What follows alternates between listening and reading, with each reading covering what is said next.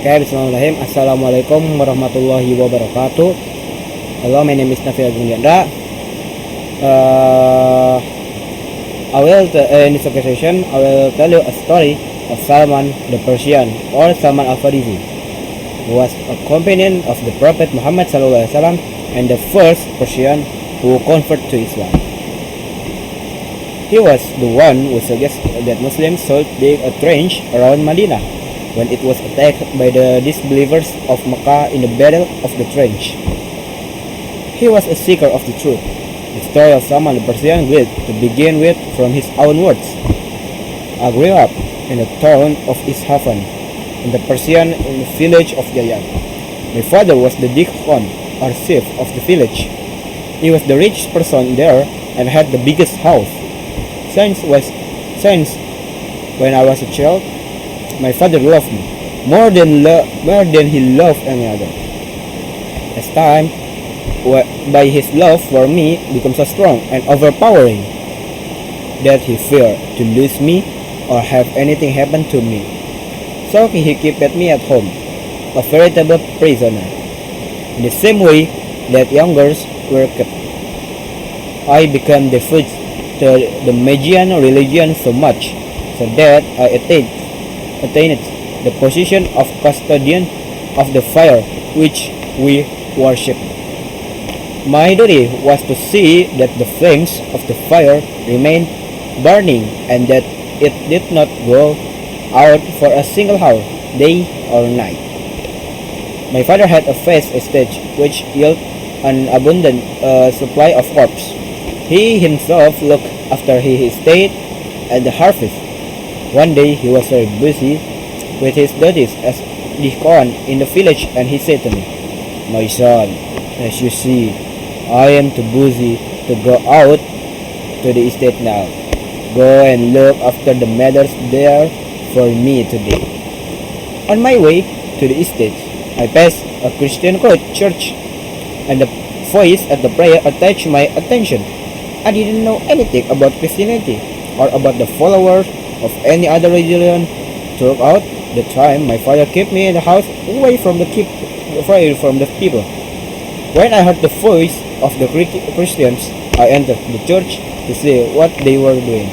I was impressed by their manner of the praying and fell down to their religion. By God, I said, this is better than ours. I shall not leave them until the sun sets. I asked and was told that the Christian religion originated in the Assam. I didn't go to my father's estate that day, and at night I returned to my home. My father met me and asked me what I had done. I told him about my meeting with the Christians and how I was impressed by their religion. He was dismayed and said, "My son, there's nothing good in that religion. Your religion and the religion of our father is better." "No, their religion is better than ours," I insisted. My father became upset and afraid that I will leave our religion. So he kept me locked up in the house and put a chain on my feet. I managed, however, to send a message to the Christians, asking them to inform me of any caravan going to Syria. Before long, they got in touch with me and told me that a caravan was headed for Syria. I managed to unfetter myself and in this way accompanied the caravan to Syria. There, I asked who was the leading person in the Christian religion and was directed to the bishop of the church. I went up to him and said, "I want to become a Christian and would like to attach myself to your service. I learn from you and pray with you." The bishop agreed, and I entered the church in his service. I soon found out, however, that the man was corrupt. He would order his followers to give money in charity while holding out the promise of blessing to them. When they gave anything to spend in the way of God, however, he would hoard it for himself and not give anything to the poor or needy. In the way, he met a vast quantity of gold.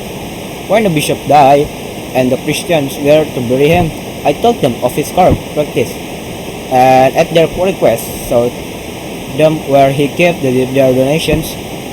When they saw the large jars filled with gold and silver, they said, "By God, we shall not bury him." They nailed him on a cross and threw stone at him. I continued in the service of the person who replaced him. The new bishop was an ascetic who longed for the hereafter and engaged in worship day and night. I was greatly devoted to him and spent a long time in his company. After his death, Salman attached himself to various Christian religion figures in Mosul, Nisibis, and elsewhere. The last one had told him about the appearance of the Prophet in the land of the Arabs, who would have a reputation for strict honesty. One who accepts a gift but would never consume a charity or sadaqah for himself. Salman continued his story. A group of Arab leaders from the Gulf trip passed through Almeria and I asked them to take me with them to the land of the Arabs in return for whatever money I had. They agreed and I paid them. When we reached Wadi al-Qura, the place between Medina and Syria, they broke their agreement and sold me to the Jew. I worked as a servant for him, but eventually he sold me to a nephew of his belonging to the tribe of Banu Qurayza. This nephew took me with him to Yathrib, the city of palm groves, which is how the Christians at Almeria had described it. At the time, the Prophet was inviting his people in Makkah to Islam, but I did not hear anything about him. Then, because of the harsh duties which slavery imposed upon me, when the Prophet reached Yathrib, Medina after his hijrah, migration from the Makkah, I was in fact at the top of a palm tree belonging to my master doing some work. My master was sitting under the tree. A nephew of his came and said, "My God, declare war on the Aus and the Hazraj, the two main Arab tribes of the people. By God, they are now gathering at Kuba to meet a man who was today come from Makkah and who claims he is a prophet." I felt hot flush as soon as I heard this word, and I began to shiver so violently that I was afraid that I might fall on my master. I quickly got down to the tree and spoke to my master nephew. "What did you say? Repeat the news from me." My master was very angry and gave me a terrible blow. "What does this matter to you? Go back to what you were doing," she said. That evening, I took some dates and I had gathered and went to the place where the Prophet had alive. I went up to him and said, "I have heard that you are a righteous man, and that you have companions with you who are strangers and are in need. Here's something from me as a sadaqah. I see that you are more deserving of it than others."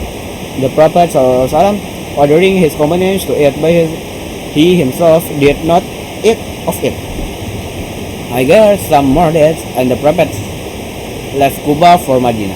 I went to him and said, "I noticed that you did not eat of the sadaqah I gave. This is, however, is a gift for you of this gift of the dates." But he and his companions ate. The streak of Prophet was one of the characteristics that led Salman to believe in him and accept Islam. Salman was released from the slavery by the Prophet Muhammad ﷺ, who paid his Jewish slave owner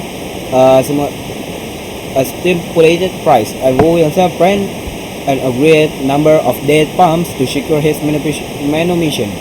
After accepting Islam, Salman would say when asked son he was, "I am Salman, the son of Islam from the children of Adam." Okay, I think that's all the story of Salman Alfarisi. You know that Salman have a title, and the title called is "The Quest from the Truth" or "The Quest for the Truth," I think. Okay, I think that's all for me. That's what I say. Wassalamualaikum warahmatullahi wabarakatuh.